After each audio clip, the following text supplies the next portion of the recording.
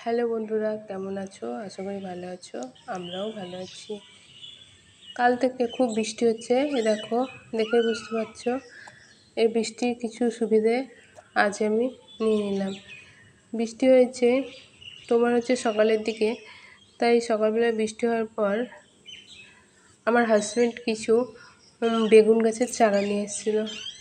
ও কিছু লাগিয়েছিল আর আমি কিছু লাগিয়েছি। চলো সেগুলো তোমাদের দেখায়। এই দেখো, ছোট ছোট বেগুন গাছ অনেকগুলো লাগিয়েছি, 8-10টা হবে, যে কটা হয় আর কি। কিছু কিছু সবজি আমরা বাড়িতে লাগাই, আমাদের বাড়িটা অনেক বড় বাড়ি বলে 8-10টা লাগিয়েছি, মনে হয় বর্ষার সময় হয়ে যাবে।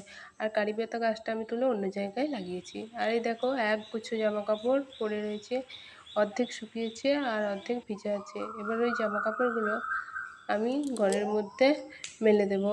ছেলের জামা কাপড়ও বেশি আছে, সকালবেলায় উঠেই কেচে দিয়েছিলাম। রোদ হয়নি বলে শুকোয়নি, আমি সেগুলোকে ঘরের মধ্যে মেলে দিচ্ছি। ছেলেগুলো খাটের টাপে মেলছি, কারণ এখানে ফ্যান চলবে, এগুলো তাড়াতাড়ি শুকিয়ে যাবে, এগুলো তো দরকার হয় ওই জন্য। আর আমাদের কিছু জামা কাপড় যেগুলো বাইরের এই রেলিংটায় মেলছি। মনে হচ্ছে কয়েকদিন পরে তার একটা ঘরের মধ্যে টাঙাতে হবে, কারণ জামা কাপড় তো এখন আর সবসময় শুকোবেই না, সেই জন্য মেলা হয়ে গেল।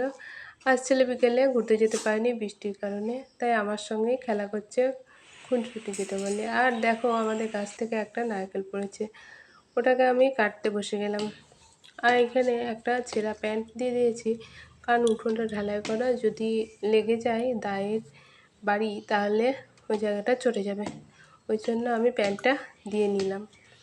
প্যান্টটা দিলে আর কোনো কিছু চটার ভয় থাকবে না।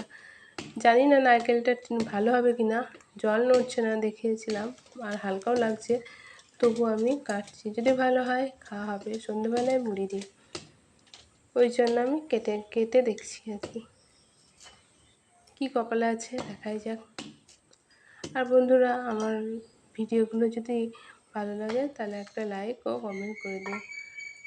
জানি না আমি তোমাদের পছন্দসই ভিডিও বানাতে পারছি কি না। যদি তোমরা পাশে থাকো তাহলে হয়তো এর থেকে ভালো করার চেষ্টা করব, বা অনেক দূর এগিয়ে যেতে পারবো। প্লিজ প্লিজ প্লিজ আমাকে একটু সাপোর্ট করো। যাই হোক, নারকেলটা কাটা হয়ে গেল, ছাড়িয়ে নিচ্ছি। এবার ছেলেকে ঘরের মধ্যে ওখানে বন্দি করে রেখে দিয়েছি, উঠোনে নামতে দিচ্ছি না, কারণ উঠোনটা ভেজা রয়েছে আর মশাও রয়েছে। ও নামলে বাচ্চা তো, ওকে দেখে কামড়ে দেয়, আর ও সেগুলো চুলকোতে থাকে, সেগুলো র্যাশ ট্যাশের মতো হয়ে বড় হয়ে কিছু হয়ে যায় বলে আমি ওকে আর নামতে দিলাম না।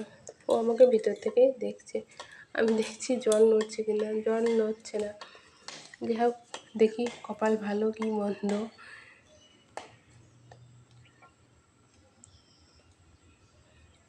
ভয় লাগছে, একদম কাছাকাছি চলে এসছে বলে, যে এবার কি হবে। এই দেখো, ভালো হয়েছে। যাই হোক, সন্ধ্যেবেলায় মুড়ি দিয়ে খাওয়া হবে।